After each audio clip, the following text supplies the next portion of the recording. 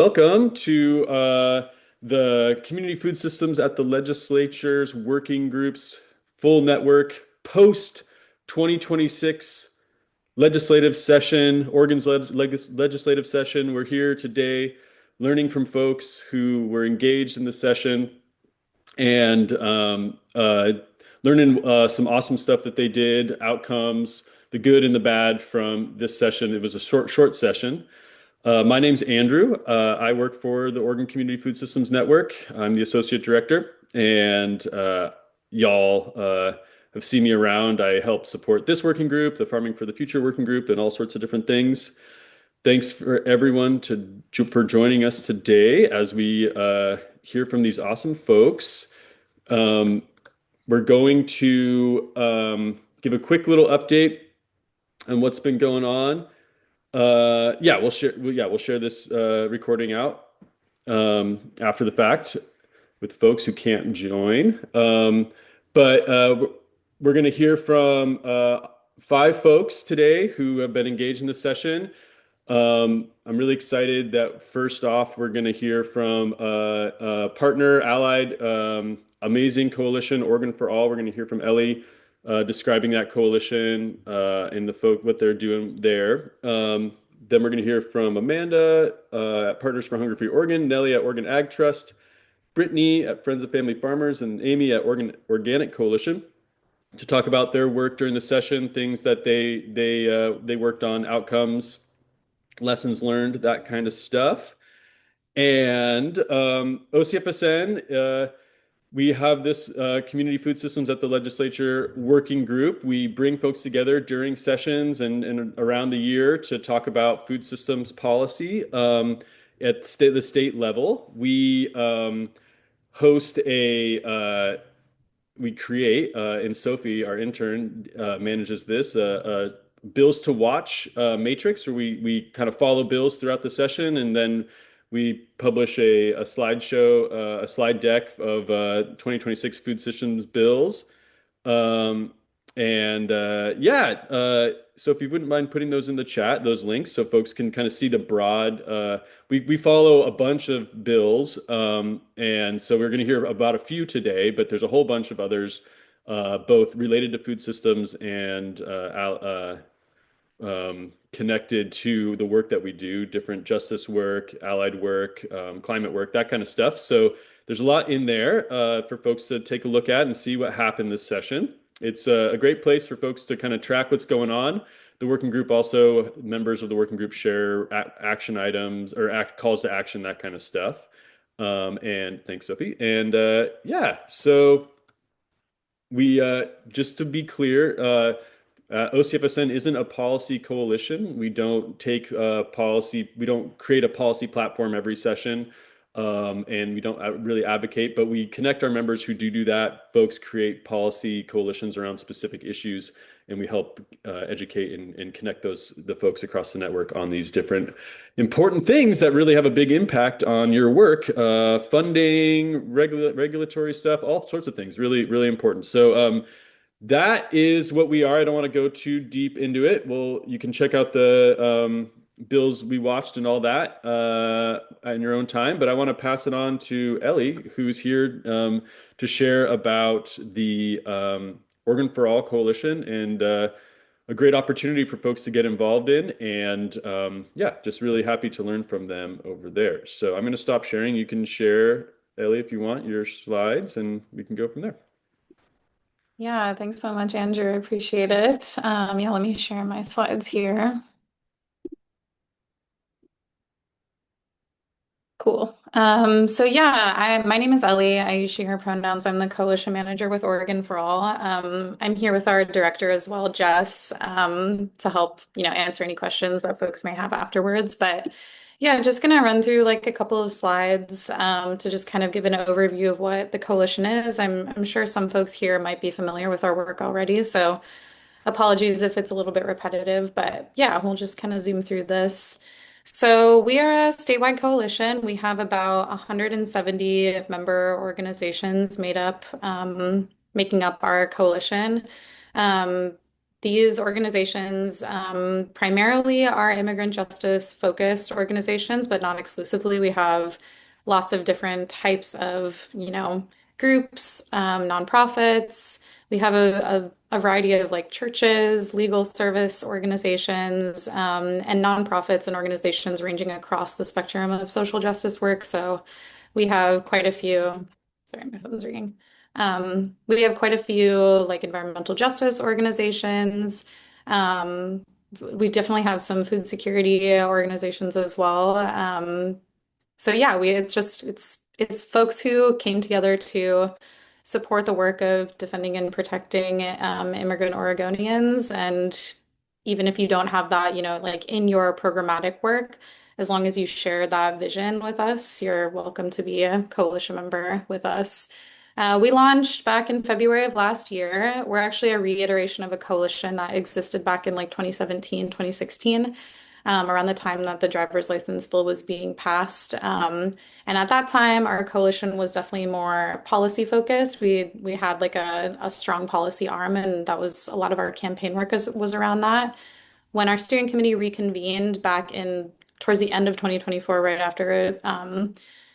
after Trump was elected, we decided to focus a little bit more on, still maintaining this like policy awareness, like tracking policies and that sort of thing. But around that time, we realized there was really more of a need for developing a statewide rapid response system, as well as advancing some of our comms and narrative strategy work. So that those kind of became like more of the focus of the coalition towards last year. And then we've kind of grown from there. This is our mission statement that we created again, like way back when we first launched. So I won't read it, I'll just leave it here on the screen. But yeah, really, we're focused on being the defensive arm for immigrant Oregonians and refugees here, and just really working on ensuring that our communities are safe for all to be here. So here's our steering committee. These are the folks that came together again at like the end of 2024, beginning of 2025 to convene this coalition. So as you can see, these groups like range in the scope of work that they are focusing on, but are all again committed to helping lead this coalition that's focused on immigrant justice. I forgot to mention earlier that we do have a number of like labor partners as well, a number of unions who are part of our coalition. Um, so yeah, and I'm assuming folks are maybe familiar with these organizations, so I won't go through each. I will also mention that Piccoon is our fiscal sponsor. So we collaborate really closely with them. And yeah, as I kind of mentioned, these are our priorities. We were really focused on building out a comprehensive narrative and communication strategy and really advancing some of our messaging framework that we've created from doing some research. First back in 2017 when we were the One Oregon Coalition, and again at the beginning of 2025, we did kind of a refresher, like mini messaging research. So that's a big priority for us, as well as building up, like our spokesperson base, ensuring that we have folks across the state of Oregon who can communicate, be good communicators, public communicators about our narrative and just advancing that as well. And then, yeah, rapid response, of course, is a huge priority for us and is something we spent a lot of time last year strategizing on. Here's kind of how our structural breakdown is. I'm just realizing now we have a fourth committee that's actually not on here, but I'll get into that in a second. So yeah, as I've already mentioned, we have our comms and narrative strategy committee. I've already kind of spoken about what those folks do. We do still have a political committee. So it's actually the way we think of policy seems like really similar to how you all think of policy, where we are not like the leaders of policy. We're not like creating policy, bringing that to electeds, anything like that. We're not a lobby arm, but we do have this political committee where we connect organizations who are doing that work and bring them into a convened space to just like talk about how those policies they're advancing in their own organizations are going to impact or work to defend and protect immigrant communities. So we're doing that on a statewide level, mapping a lot of different political issues across the state, as well as tracking some some national policy that's going to affect us here in Oregon as well. And then we have our this rapid response work. This has evolved a lot in the last year, just again as the landscape and the circumstances changed so rapidly. Last year, we've had to really evolve and yeah, just this rapid response committee has really evolved a lot to the point where now we are not necessarily meeting as a committee. Instead, we are meeting as mostly a group of regional leaders across the state, and I'll get into a little bit more about what that looks like. But broadly, we work really closely with PERC, who is like the statewide dispatch hotline. Sorry, my heater just came on. I'm going to turn it off really quick. Sorry about that. Yeah, we work really closely in coordination with PERC, who is like the statewide rapid response dispatch hotline. We've helped them scale up so that they can be actually a statewide hotline where folks can call if they see see ICE in their community. We do a lot of like supporting our partners in community preparedness work, so KYRs, helping folks scale up their accompaniment programs, helping folks scale up their legal observer and Migrant Watch programs. Yeah, so this area here, the rapid response piece, has really been, yeah, a big focus of ours over the past year. So getting into a little bit more of what the regional lead network looks like. So yeah, as I was kind of mentioning, as we were like trying to address and meet the moment last year, this came about, this idea to have a statewide rapid response regional lead network. And what this looks like is it's a number of organizations. I think it's about 19 organizations that are Oregon for All coalition members that are scattered across the state of Oregon, who are organizations that are very, they have a strong connection to their community. They have, a historical, really strong relationship with their base, with their community members, and they were also helping to lead some of their regional rapid response efforts during last year. So we identified these organizations and asked them to act as these like basically hubs, these Oregon for All rapid response hubs across the state of Oregon. And it's really how we are trying to solve this problem of recognizing that rapid response work is so hyper-local and really requires a local response while also ensuring that we have a statewide infrastructure that's a united front and ready to defend community from federal attacks. So this investing in this network has been a big priority for us, and we continue to evolve it and build it. But yeah, as far as our statewide rapid response infrastructure looks like, this is the network we really lean a lot on. And here's just getting an idea of some of the organizations who are our regional leads. So as you can see, they're based all across the state, and some might be familiar to folks. So I'll just leave this here on the screen so folks can take a look.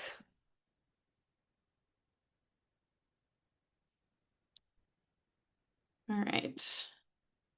And yeah, I'll kind of move through this quickly because I already mentioned this, but in addition to the regional lead network, we also do a lot of community preparedness support, a lot of like KYR, helping folks. We developed a vetted KYR train the trainer deck that folks can use in their own organizations. And yeah, that's all of this work is in deep partnership with all of the other organizations who have supported this along the way. It's not just Oregon for All, but yeah, these are some of the things we've created. We also have a number of like resources and tools on our website that are also for community preparedness. So we have how to safeguard your school, how to safeguard your organization, how to safeguard your healthcare facility, how to safeguard your church, those types of things. So yeah, this community preparedness aspect is a big focus of ours as well. In addition to this dispatch and emergency response piece, which again, I've kind of already mentioned that we work really closely with PERC on this. PERC is our dispatch arm. So yeah.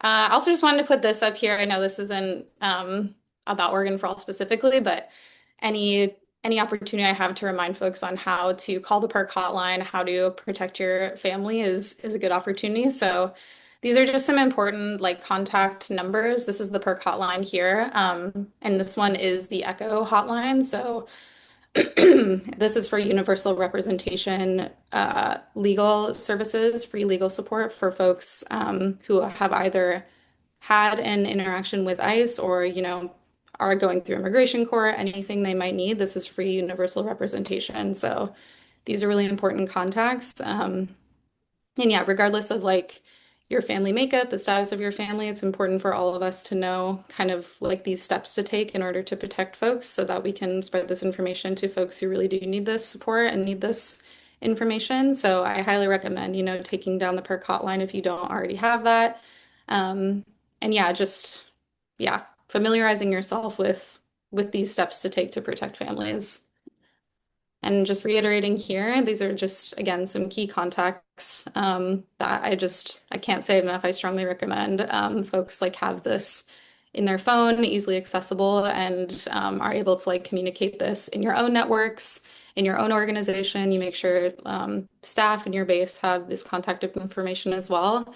I'll just say, last year, at the end of last year, if folks aren't already familiar, we had a just really drastically increased ICE presence in the state of Oregon. We saw multiple ICE kidnappings of community members daily, especially again towards the end of last year, from I would say like September through January.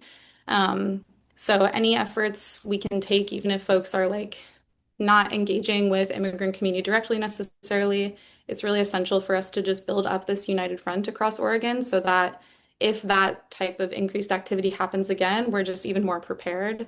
So that's why I'm, yeah, really big on just ensuring folks have these contact information easily accessible. Yeah, I definitely also recommend folks check out our website. That's, as I was saying earlier, that's really where we house a lot of our resources that are definitely shareable, usable, lots of KYR stuff. We have, yeah, just like a wealth of resources that our different partners have helped us create housed there. So I would definitely recommend if yeah, you have time to check out that website. And then here's my email and also Jess's email. If folks want to like connect with us more, reach out. I'll also post I realize it's not linked in this slide deck, but if folks are interested in joining the coalition, I will post like the form to fill out. It's a really kind of simple form that just ask for the name of your organization, what your scope of work is, and then how you want to engage with us. So we would love to have folks join. That would be great. But if folks maybe are not quite ready, or if you have additional questions for me, please reach out and we can set up like a one-on-one to go over that. But yeah, I also know this session kind of is focused on the past legislative session as well, and just want to name that while Oregon for All was not a leader in that space, we were in deep collaboration and support of our immigrant justice partners who were leading that efforts, and we're really excited to see all the successes we had in passing most of the immigrant justice package priorities. And that's just in large part due to the really diligent work of a lot of our partners like Innovation Law Lab, Latino Network, and some other folks. So we're really excited about that. And I know that was a lot of work from folks, but that's pretty much all I got. Yeah, if folks have questions, I'm happy to answer them. But thank you so much for just the time and allowing me to be here today. Yeah, Ellie, thank you so much for taking the time.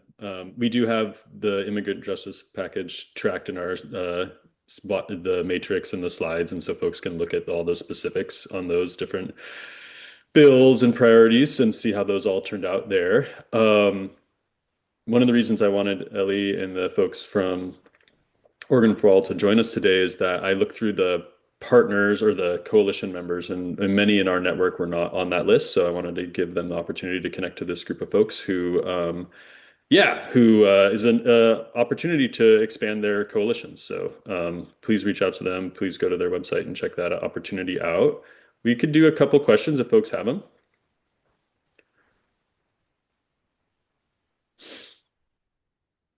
Can just jump on.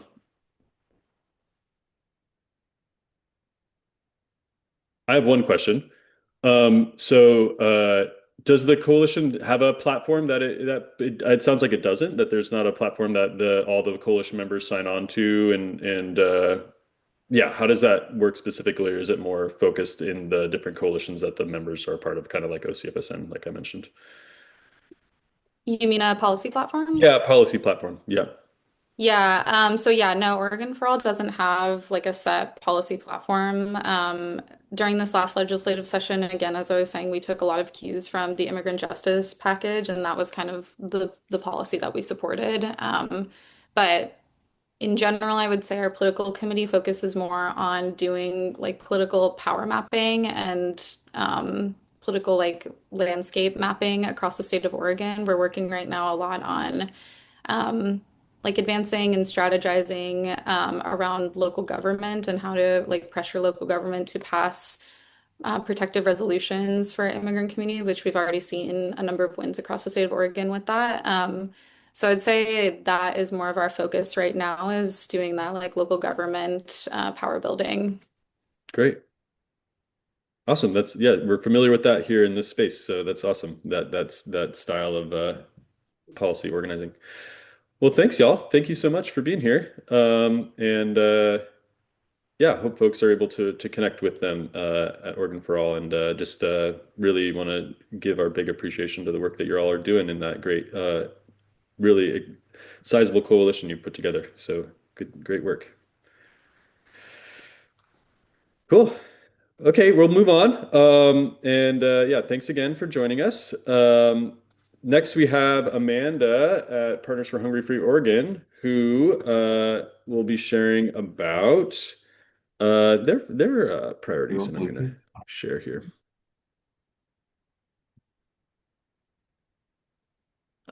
Hi everyone. I actually don't have a presentation or anything set up. I just didn't have capacity to set it up, so I'll just be kind of like reading off of my notes and explaining everything. But with that being said, hello. My name is Amanda Orozco. I am the policy manager with Partners for a Hunger-Free Oregon. And I'm just going to give a quick overview of what happened with our work during the 2026 legislative short session, what lawmakers did and what they didn't do, and what it means for food access across Oregon. We largely worked with the Food for All Oregonians anti-hunger package and the Oregon Hunger Task Force. So those are the policies that we were mostly tracking. But I just kind of want to start with like the big picture. It was a really challenging legislative session for advancing food security policy in the state of Oregon. While there were some important wins, like overall, the theme was like lawmakers were largely focused on like preserving things from getting worse rather than actually passing like any kind of like bold or progressive policies that we know is needed. So a lot of that comes down to context. So short sessions, they move fast. And this year, federal policy changes and budget constraints dominated the conversation.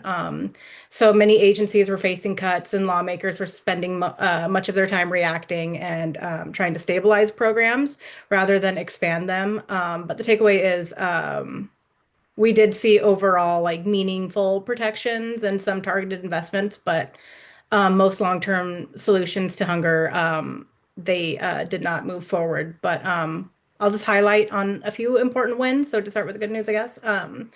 First, we managed to protect SNAP access and strengthening the ODHS capacity. The Oregon lawmakers approved about $110 million to help with ODHS implement federal SNAP changes to maintain the program integrity.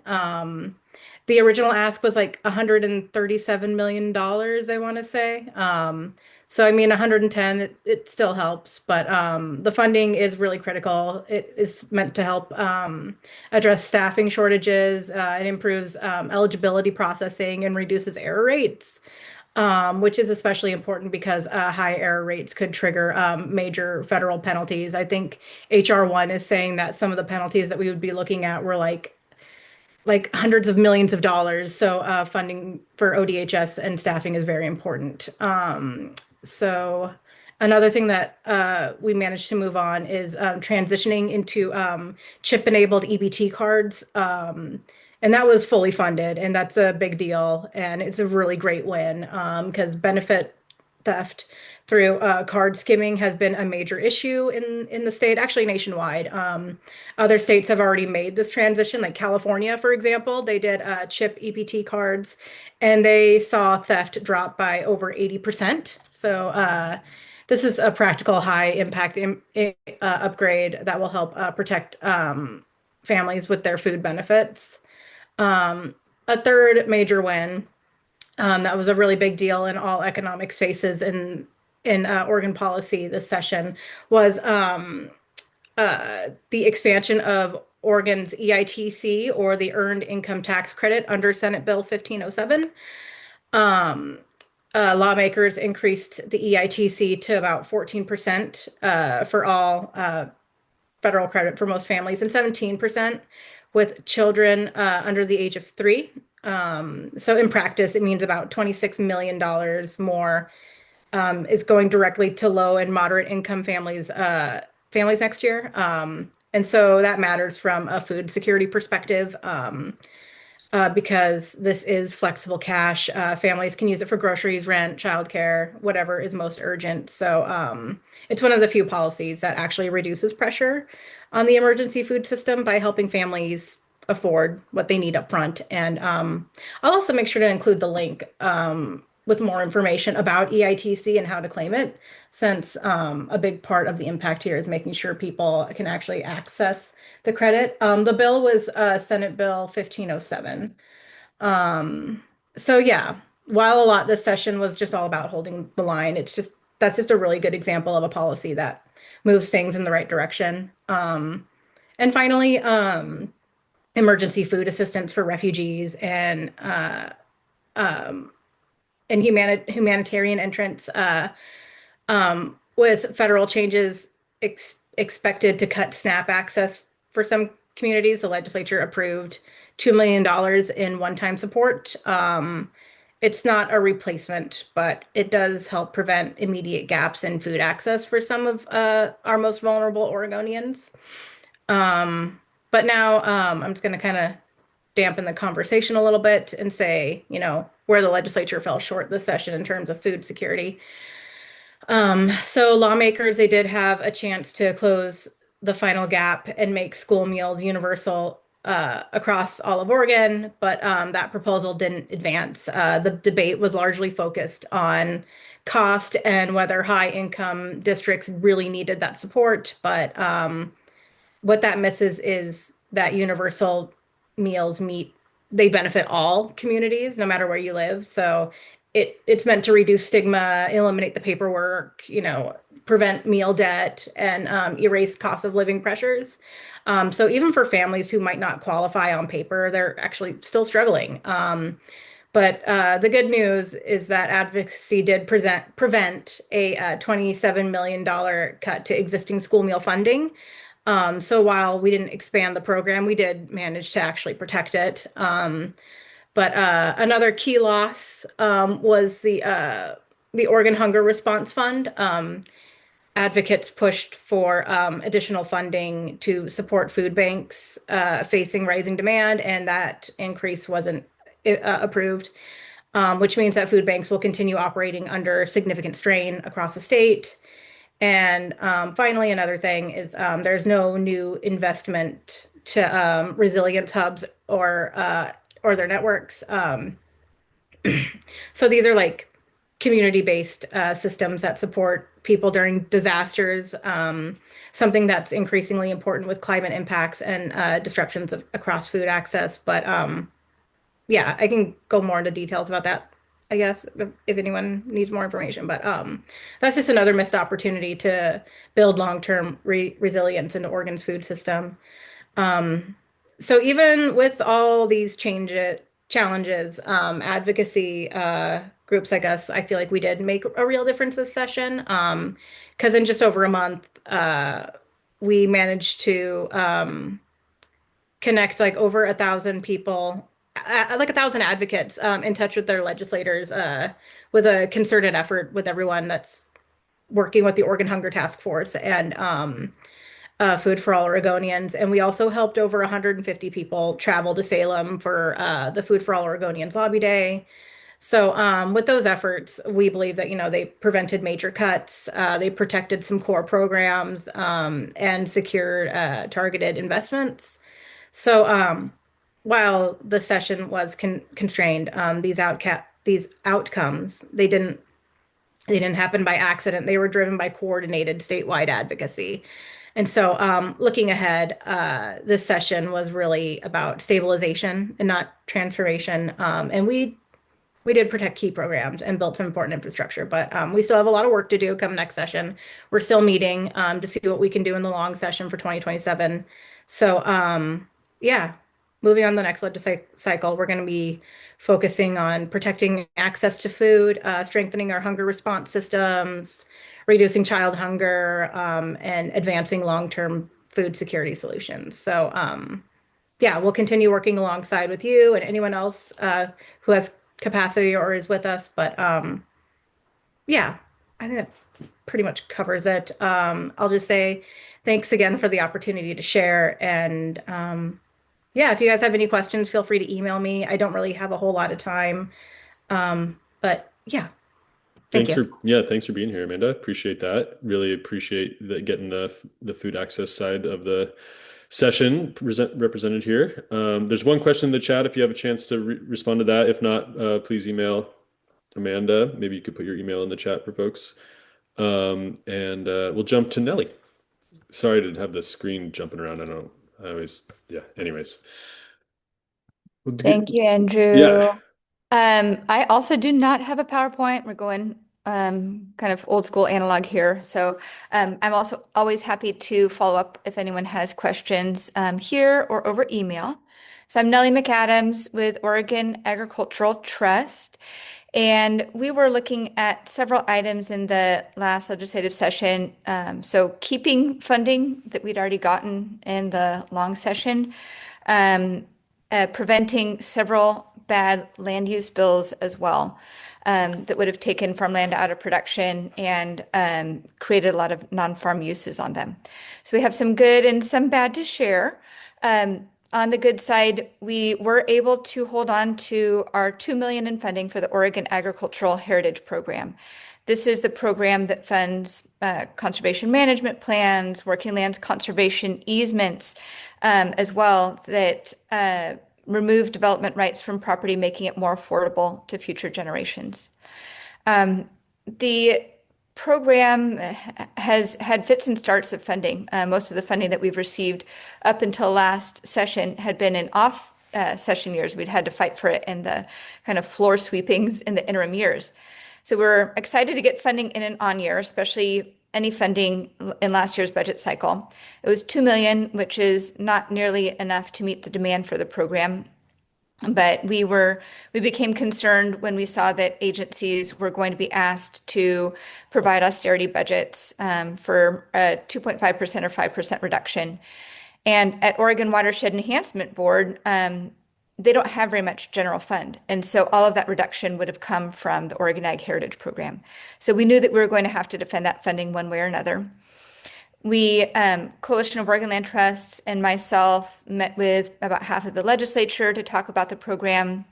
The talking points that were most salient for them was that this is one of the few federal programs that still has funding attached to it, that's a federal priority, and that is receiving match. I should caveat that with that's depending upon the red tape, the additional reviews that we're hearing about, and the very, very low capacity at Natural Resource Conservation Service. So we're just hoping for our federal partners that they can get the money out the door, which they want to do. It's just, do they have the capacity to do that? We also credit keeping that funding to having champions in Ways and Means Natural Resources. So Representative Emerson Levy and Senator Nira Mislin went to the mat for this and all of the natural resource programs. And they were able to find some unspent funds in another agency that they were able to distribute over the other natural resource agencies. So huge, huge kudos to them. And then having a big, broad, diverse coalition also has always been helpful for the Oregon Ag Heritage Program. So we were able to keep that funding, but like I said, it's not enough. Just yesterday, the Oregon Ag Heritage Commission approved 3 grants for the program, but that was only half of the projects that were submitted, and the program was oversubscribed by about 1.1 million, about 73%. So a lot more projects could have been funded if it had more funding. And some projects aren't being submitted because the applicants just don't see a pathway to getting funded, unfortunately. We also are getting new guidance about agency request budgets, and agencies are being asked not to basically have a net neutral budget. So if they ask for any more funding, to show a decrease elsewhere. It basically means that we're not going to be able to have any Oregon Ag Heritage Programming funding requests from OWEB. That's not to say that they don't support the program. They do. This just means that advocates are going to have to work hard to bring in funding without the benefit of having it in the governor's and the agency's request budgets. So we'll be working hard in the long session to get funding again, and we understand how difficult it will be. So we'll be working on some legislative tours over the summer. I'll move on to land use bills. So one that was a bad bill that did not get, well, two bad bills I'll mention did not get out of committee. One was Senate Bill 1578. This bill would have allowed up to 50 urban home, I guess 2-acre lot homes to be built in some of the lower population counties in the state. It's not really clear why this extra exception was needed. There was no connection to need, to having a home for a family member. There was no recognition that we have about 7 or 8 other ways to build housing on exclusive farm use land now. No recognition of the fact that a lot of these homes would be going into critical groundwater areas where they already don't have enough water for existing wells, where a lot of them would be in wildfire areas without consideration of planning around wildfires, that they would cause fragmentation, that would make land even more difficult to afford. And so I'm not sure why this bill keeps being brought. It's being brought by Senator Nash, and we continue to have conversations and to understand what the true issues are in order to address those. Because if it's housing, cities like Baker City have 200 acres within their urban growth boundary that they can't develop for housing because they don't have the infrastructure dollars. So how can we be helpful in meeting whatever need there is without creating more disruption and higher costs for agricultural lands? And then the other bill that did not get out of committee, thankfully, was Senate Bill 1586. That bill had it was kind of a smorgasbord of giveaways for data centers, one of them being a 1,700 acres northwest of Hillsborough that would be put into Hillsborough's urban growth boundary by the legislature. That bill has a ton of history behind it. That 1,700 acres was designated rural reserve about 12 years ago, so it was supposed to remain rural for another about 40 years. And yet there's been a bill just about every session for the last 8 years to bring that land into Hillsborough's urban growth boundary. Each time it's for a different reason. Never is it really justified or needed. It's always that exact 1,700 acres. The real reason is the landowners want to make $100 million instead of just $1 million from the sale of their land, because if they sell it for data centers, it will be worth over $1 million an acre. There's also an illegal contract in that area with a lobbyist who is going to be receiving a 15% cut from the increased property value. So just from that contract alone, he'd make about $200 million. So this is not about economic development. It's not about jobs. If Hillsborough wants to create jobs, they can do that on the empty Intel campuses and the vacant land that they have within their current urban growth boundary. This is strictly a land grab. And we know this is going to come back again if Senator Solomon remains in the Senate. So that is a thing. And we are seeing land grabs going through the legislature in a similar pattern, where a landowner purchases land, advocates to local officials, pays towards their campaign, and then tries to get the land in outside of public process. I think, some policy I'd like to see going forward is, if the legislature is bringing land in outside of the normal public process, they should follow and abide by the same conflict of interest rules that apply through the land use process. So that means disclosing all of your lobbyist contacts and what they have lobbied you to do. That's what is required normally, and this is a way of sidestepping that and other different requirements, including a demonstration of need. So the bill also would have allowed tax breaks, doubled the length of time of tax breaks for data centers. And just in 2024, Hillsborough lost 128 million in funding for its school districts due to data center tax breaks. That is just 1 year, one city. That's bonkers. And that's just one type of tax break. There's the enterprise zone tax break, which is a property tax break that already data centers are very good at getting around. And that tax break alone, well, data centers last year got about $500 million in tax breaks. If they were just paying their taxes, we would not be in the budget hole that we are in right now. So that's why it was concerning when House Bill 4084, or the governor's bill, included also what started out as an indefinite extension of tax breaks to data centers under the enterprise zone. There was some pushback on that, growing pushback on the data center tax breaks generally. Right now, there is a moratorium for enterprise zone property tax breaks for urban data centers. People are celebrating that moratorium. I would caution everyone that's just 1 year, that's just one type of tax break, and that's just for urban data centers. We, from Department of Land Conservation and Development, expect, we see 8,500 acres of data centers being planned in Eastern Oregon. Oregon Rural Action has been doing great work on this, but it is a massive, massive problem. And we see Virginia as the state with the most data centers in the United States. Their data centers probably total about 6,000 acres. So we see plans for new data centers totaling more than what the biggest state for data centers already has. This is a huge issue. And for those of you who want to follow it, I know Columbia Riverkeeper is doing great work. Thousand Friends of Oregon is starting a data center coalition as well, with a meeting on Thursday. If you're interested, you can reach out to Sam Diaz. I'll put his email in the chat there. And next Friday is the next Data Center Advisory Council meeting.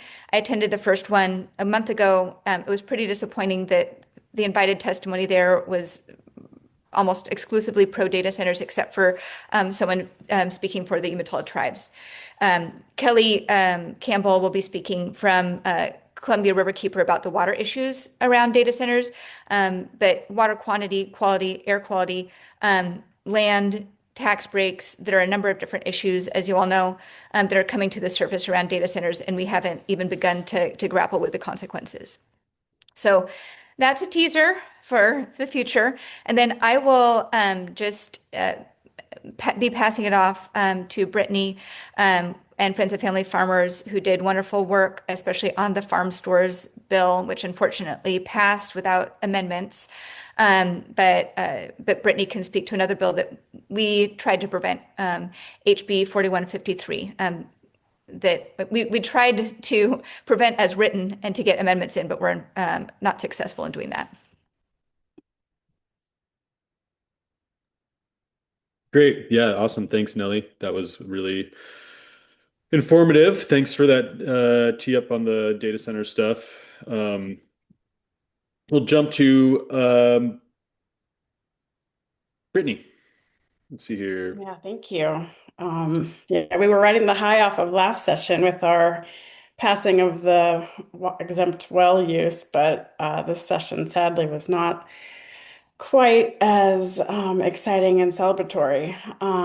But we were excited about 1587 passing, and there was some wins. Unfortunately, the bill that I'm going to be talking about, in our opinion, was a very sad thing to pass for Oregon. So I'm going to go through this. I put some links in the bottom of in the chat. One of them is kind of just our whole session wrap up. We did follow quite a bit of bills. And then one of them is just about the farm store, because that was definitely a hot topic. It's been a hot topic for a couple of years now.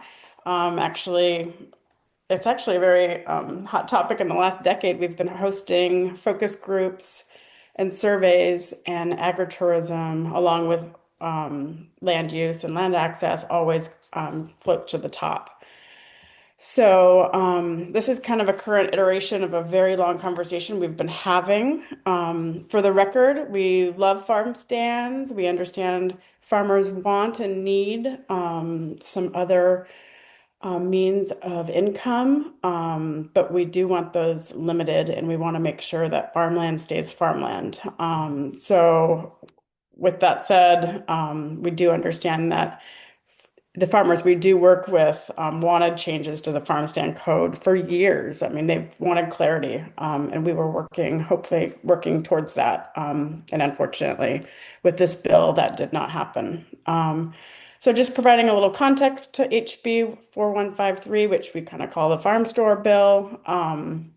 It was brought forward by the Oregon Properties Association in 2025. This is another bill that started this whole kind of conversation, HB 3133. This is before 4153 even existed a couple of years ago or a year ago. From that, there was a legislative working group called by the legislative co-chairs from the House Ag Committee, and Alice was appointed to be a member of that group. That group, the working group, decided that we did not need statutory change. We needed rulemaking. So the DLCD, the Department of Land Conservation and Development, started a rulemaking process to amend the current way the laws are implemented, and that was in the summer of 2025.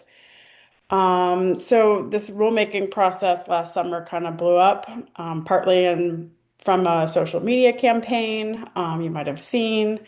Some of it was warranted, some of it was completely beside the point. There's a long explanation on our website if you want to know more about that. So the rulemaking effort was halted by the governor due to this heightened public pressure, and she decided to take it out of DLCD's hands. So that's kind of when we saw this starting of the process breakdown. And this is where FOF's involvement in the policy creation ended until the beginning of the session.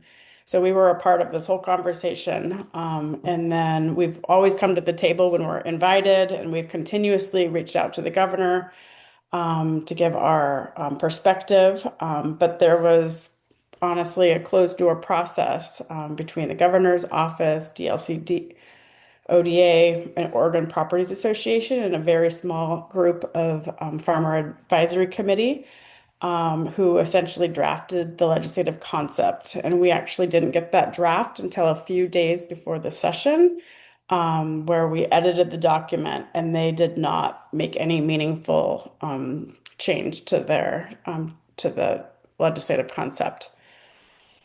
So Not to interrupt, I'm not sure I'm on the right slide. Oh, yeah, you're good. We're Okay. Yep. So, oh yeah, that's fine. Yeah, I'm just kind of going, and then we'll get to that. So we are really frustrated by this bill because it essentially there's sweeping changes that are made to the primary commercial use of farm stands, and we didn't feel our voices were heard or issues were addressed. So with that, we're going to talk about these implications other than diversified farm income.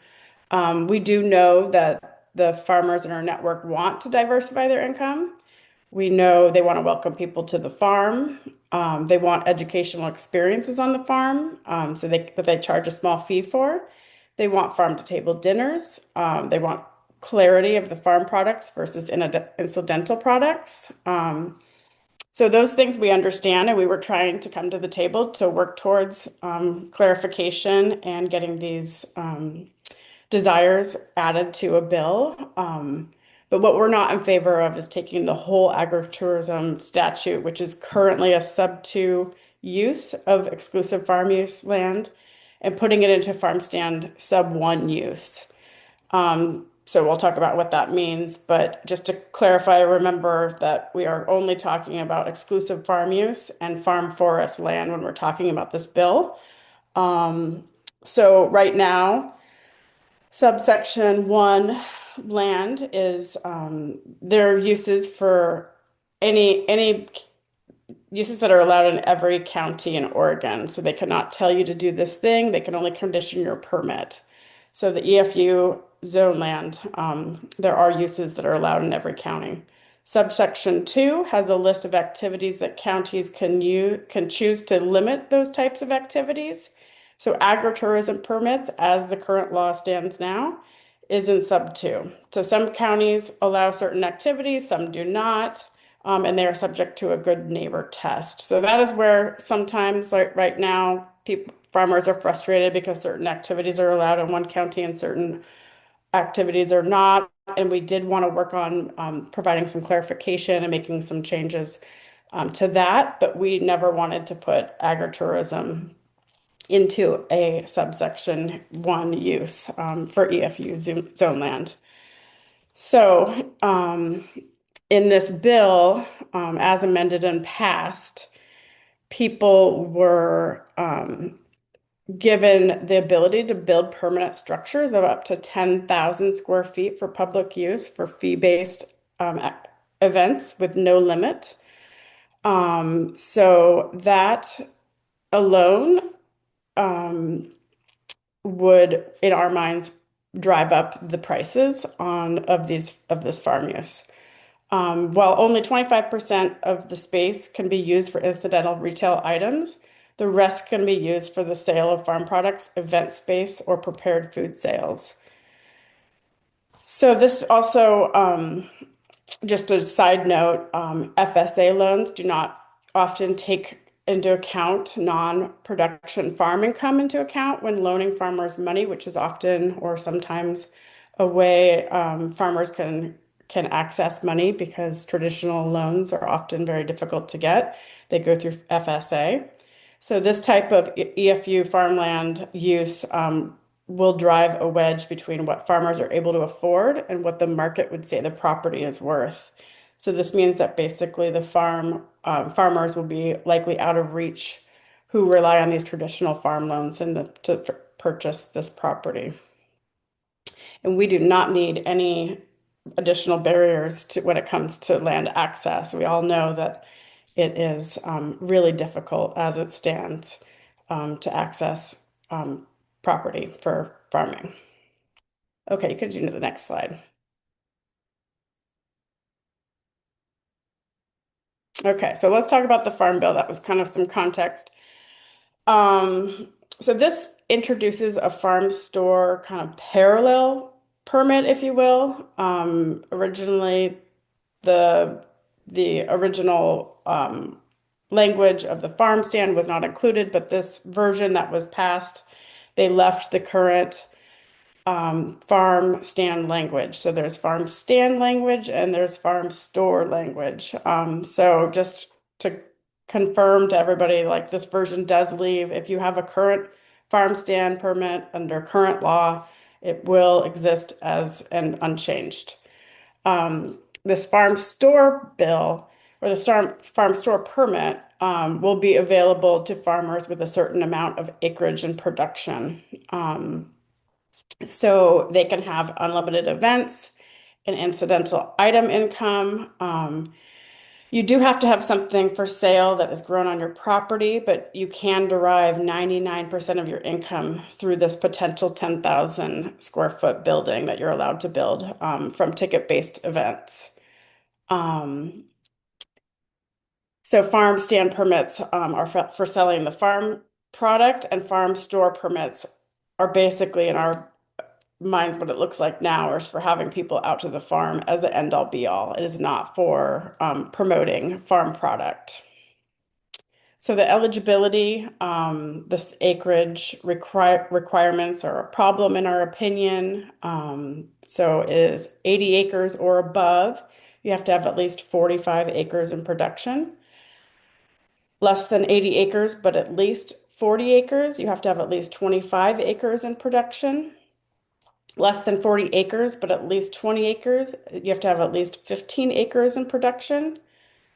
Less than 20 acres, you have to have at least 10 acres in production. And as we all know, Some farmers have 5 acres, and so it's impossible to even apply for this because they cannot do the 10 acres. It's very confusing and it doesn't make any sense to us. Or if you have less than 20 acres, you can also have 10,000 in gross farm income for 2 years, um, in the preceding 2 years. So meeting those requirements could be really hard for the farmers in our community, and it's clearly not designed for small farms in mind. We were hoping that this bill would make things easier, but with this two-tiered system, it doesn't look like that's going to happen. We do see that the goal of this bill was to have unlimited event income on EFU farmland, and that looks like what we're seeing here. Okay, go ahead and next slide, please. All right, so it passed out of the House Ag Committee, and it went to the Ways and Means with no fiscal impact. And this was very irregular, and we were perplexed of what happened. When it passed out of the House Ag Committee, there was a vague fiscal attached, saying that there could be, but in actual Ways and Means, which is the committee that the bills go to when they have fiscals attached, but it was determined that there was no fiscal attached to it in the Ways and Means Committee. So we can only imagine that they avoided sending it to the Senate Natural Resources Committee, so there'll be no further discussion. Go ahead to the next slide. So sadly, it passed. It was not unanimous. It passed both the floor and the House. And go ahead, next slide. We did have an amendment that we put forward that was posted the morning of 2/16. And again, if you click on the link that I provided in the chat, there is a long list of the whole bill and what we were kind of coming to the table to try and provide a possible solution, and they did not discuss it. So this was not regularly how things go. It was incredibly frustrating, and there was nothing we can do. Go ahead, next slide. And the next one, sorry. So what's next? It's headed to the governor for signature.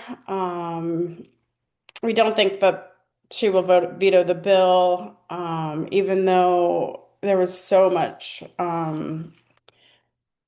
There was 1,600 pieces of testimony written, and over 70% were opposed. So the fact that there was that many people opposed to it and it just kept moving forward and not even skipping a beat was, again, pretty irregular. But we just don't think the governor is going to veto. She's been vocally supportive of this bill throughout the process. So there's going to be a rulemaking process. We are hoping to be invited onto that committee. If not, we're going to try and fight our way on. We really need to be a part of this conversation. And we're going to continue to look for solutions on this topic and continue to try and get small farmers' perspective into these meetings to make sure that we get, there's not really a great solution at this point, but we want to make sure that small farmers are represented at the table. So that's our next plan.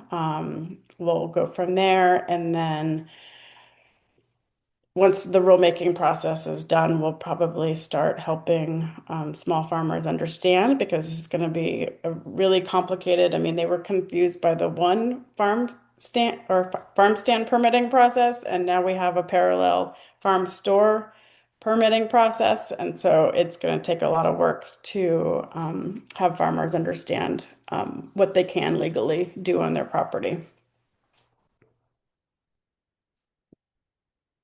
All right, I just want to throw out there that we do have a survey that everybody can take. I'm sure you've probably seen the links to it, but this is really important for our work.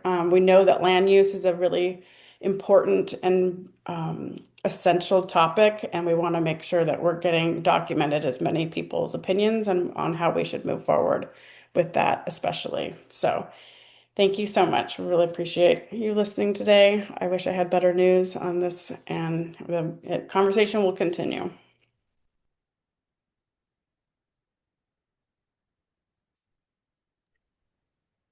All right. Thank you, Brittney. Thanks for taking the time to inform us on that outcome. We have one more presentation from Amy at Oregon Organic Coalition. Hi, everyone. Thanks so much for having me today. Next slide. For those that don't know us, the Oregon Organic Coalition's mission is to advance the development and growth of the organic industry, practices, and community in Oregon. Our vision is a resilient regional food system rooted in organic practices. Next slide. And when we use the term organic practices, we mean the principles of organic agriculture as practiced by many communities long before there was a standard. These include health, ecology, fairness, and care. Next slide. So the Oregon Organic Coalition has been actively involved in state level advocacy for several years, and our main focus this session was addressing the disproportionate 7.1% budget cut that HEC, the Higher Education Coordinating Commission, proposed for OSU statewide programming. We were also concerned about some of the cuts in ODA's budget and a significant cut to the farm to school infrastructure and equipment grant, as well as many of the other things that were mentioned today. We helped support or oppose them that were led by the other organizations that you heard about. Next slide. So why do this work? Statewide programming is essential to Oregon's rural communities and natural resource industries and directly supports Oregon's economy. For every dollar the state invests in OSU, it is returned 13-fold. Programming includes things like master gardeners, research stations, next slide, and the organic agriculture program, which the Oregon Organic Coalition secured funding for over several years. The organic extension specialists are already helping all farmers, not just certified organic, throughout the state across 6 cropping systems. Next slide. So when we learned about the proposed cuts last fall, and we began scheduling meetings with legislators, some of whom were not even aware that statewide were facing this large of a cut, which was incredibly worrying that we knew, but that they did not.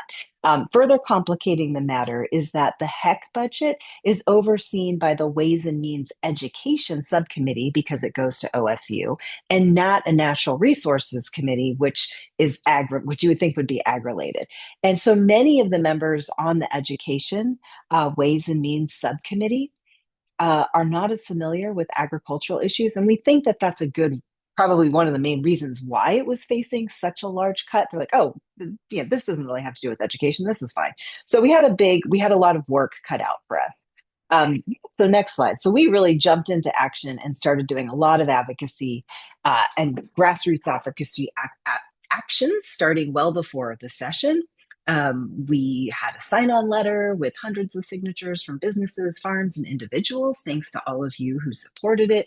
We had a meeting with the governor and organic business leaders. We organized a special presentation about the organic agriculture program and statewide at Organically Grown Company, which is one of the education subcommittee co-chairs attended, as well as someone from the speaker's office. We had a day of advocacy with the climate and environmental community where we met with the co-chairs as well as leadership. And we also had a lobby day where we brought farmers to the Capitol to talk about all of these things. So next slide. I am happy to report, get to end this update on some good news. There was actually no cuts to statewide, which was really incredible because we were still expecting that there might be. We were just asking the legislature to right size the cuts, maybe like 1% to 2%, like it had been for many of the other agencies. But in the end, no cuts were made. ODA's budget also fared much better than expected. Budget cuts were limited to 12 months of vacancy savings for a natural resource 5 in administration position. I am not exactly sure what the specific duties of that position entail, but interestingly, ODA did indicate that this position would support the implementation of the farm store bill. So that's we'll see what happens there. Maybe it'll be delayed. I don't know. And we're also really happy that there was no specific cuts to organic certification, which is already it's under stress in Oregon. And if we lost the ability to certify people through the Oregon Department of Agriculture, it would further impact the organic community. We were also really pleased to hear that the Farm to School infrastructure and equipment grant was fully funded after facing a very significant cut. So next slide. So how did we get this done? It was a lot of advocacy. And I think what was really critical was this was a bipartisan effort, including the Farm Bureau. And a lot of the leadership we were fortunate in that a lot of the Republicans support statewide programming, which is not a surprise because it's so impactful in rural communities. And we were able to then kind of bring along some of the Ds to make sure people really understood how important this programming is. Things that also helped the budget in general were the passage of SB 1507, which was a partial tax disconnect, which brought approximately $300 million more back to Oregon. And there was a slightly better than expected revenue forecast in February, though still not great. And certainly Oregon is still facing a lot of problems. But my hopes are that at least for statewide, that we did a good job and that we were, again, raising this as a bipartisan issue that was wanted by all. I'm hoping it will be off the radar as to be facing another disproportionate cut in the future, but we'll see. We know Oregon's facing hard time. So thank you so much.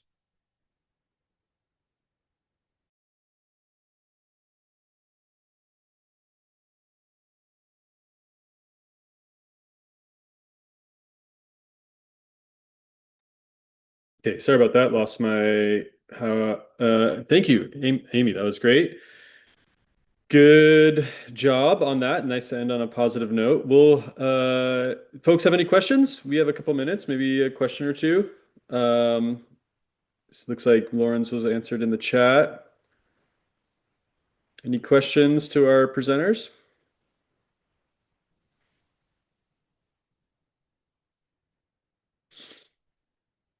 Think there's still ways to get involved. There's still big things happening. It doesn't end at the session, but yeah, really appreciate you all for taking a moment to share outcomes. Andrew? Yeah. I do have a question. Great. Good. I'm glad. Which is, who is tracking the effort to stop the decoupling, the partial decoupling from the federal tax code?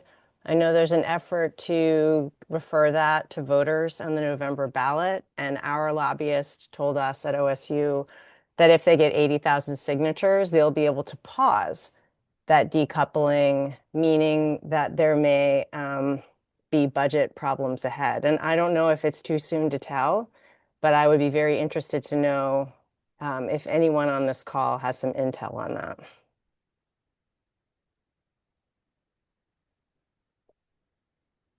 And if not, we'll wait for the next time.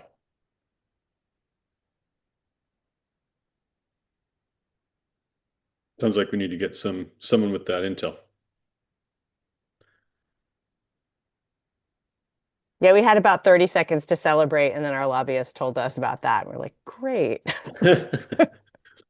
Yeah, I think the budget stuff, we'll talk a little bit about that as we talk about our plan for this working group in 2026 and getting ready for the 2027 long session, which I'm sure budget is going to be major component. But to give some folks just a little bit of overview, feel free if folks need to head out. I know it's past the hour. We have an hour and a half for this meeting, but feel free to head out if you need to. For our working group, we also have been involved in tracking and participating in some level in OCFSN in general. In other areas of public policy, we've been invited to participate as a member of the Oregon Hunger Task Force. Voting or non-voting, we're still working that through. many folks in the organization, members of the organization, OCFSN, are involved in the governor's plan for a resilient Oregon. I'm going to go through these, and then anyone who does specific work on these want to chime in, please do. We did hold a listening session for feedback on the Governor's Prosperity Council.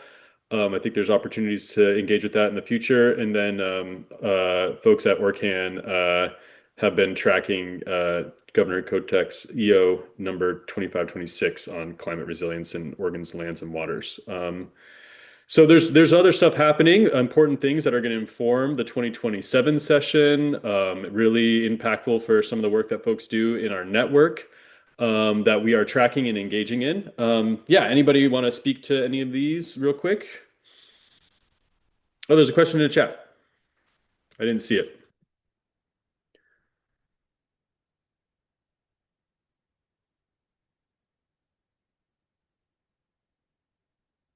If anyone has a question in the chat that wasn't answered, please speak up so we can help with that.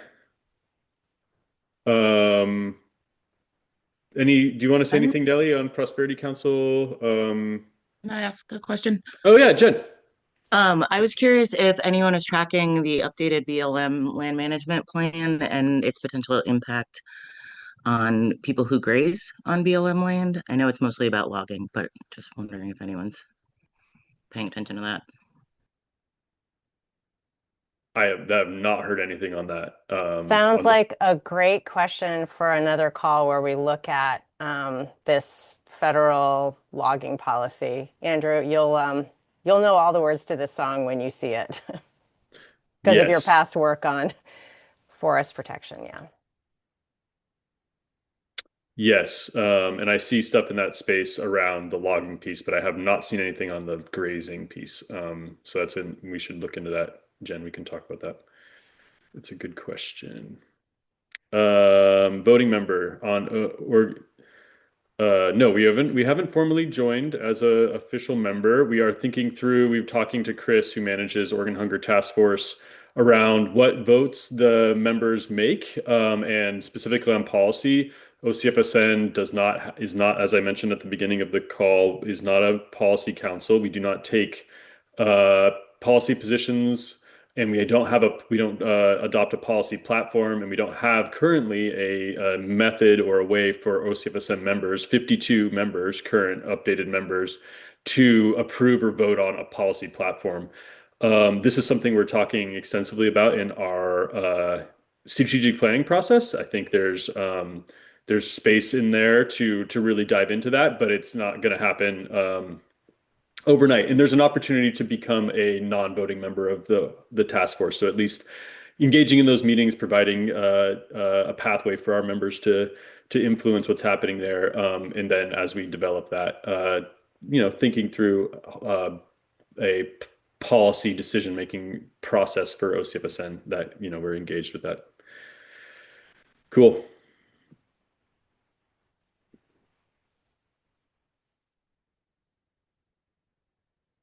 Okay, well, that's what's happening here. Yeah, I think folks are happy. We're happy to kind of have an informal conversation at the end here. If folks have any things that they're looking towards for 2027, things they want to have covered in this working group for 2026, things that they're looking at for preparing for the 2027 legislative session, that we can be responsive to. Yeah, and if folks are feeling policyed, maxed, we will be bringing folks together again over the summer in spring and summer to go into more detail on this. So, but if anything's burning, thoughts, questions, please bring them up. Really quickly, I just wanted to bring up the subject of IP28 because farmers market season's coming and they're getting out there, and we want to make sure that we're urging people not to sign this ballot initiative that would effectively criminalize farming of food animals in the state of Oregon. So I dropped more information in the chat. But yeah, just keep an awareness of that and try to spread the information because they shockingly have like 90% of the signatures needed to go on the ballot. Yeah, thank you for sharing that. We don't think it's going to go anywhere when people actually get educated about what this means, but at this moment in time, they're very short. Do you care about animals? Is collecting a lot of signatures. So just wanted to make everybody aware of it.